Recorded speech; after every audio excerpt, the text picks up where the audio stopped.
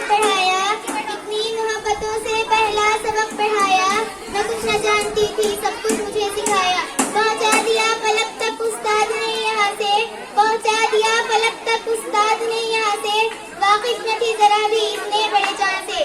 तमाम हाजिर महफिल को अस्सलाम वालेकुम वरहमतुल्लाहि वबरकातुहू।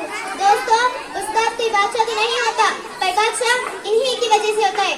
उस्ताद तो इंजीनियर तो नहीं होता, पर इंजीनियर इन्हीं की वजह से होता है। उस्ताद कोई डॉक्टर तो नहीं होता, पर डॉक्टर इन्हीं की वजह से होता है। उस्ताद पत्थर को हीरे में बदलने की सलाहियत रखते हैं। ये हमें राह दिखाते हैं जो हम खो जाते हैं, ये हमें सहारा बनते हैं जो हम कमजोर पड़ जाते हैं, ये हम थाम लेते हैं जो हम लड़खड़ाने लगते हैं। हमारे उस्ताद रोशनी का मीनार होते हैं। हमारे उस्ताद हर किसी को तालीम हासिल करने में मदद देते हैं, और जब इनके शागिर्दों को किसी मुसीबत का सामना करना पड़ता है तो इनके शाना बशाना कंधे से कंधा मिलाकर खड़े हो जाते हैं।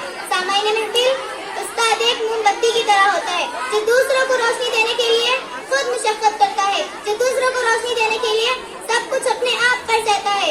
अगर आज हमारा मुल्क एक तरक्की याफ्ता मुल्क है, हमारे मुल्क में बड़े बड़े डॉक्टर इंजीनियर्स हैं, तो इसका मतलब ये है कि हमारे मुल्क में काबिल उस्ताद है।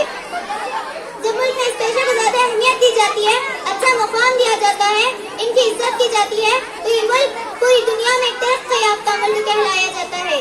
हमारी दरसगाह में जो ये उस्ताद होते हैं, हमारी दरसगाह में जो ये उस्ताद होते हैं,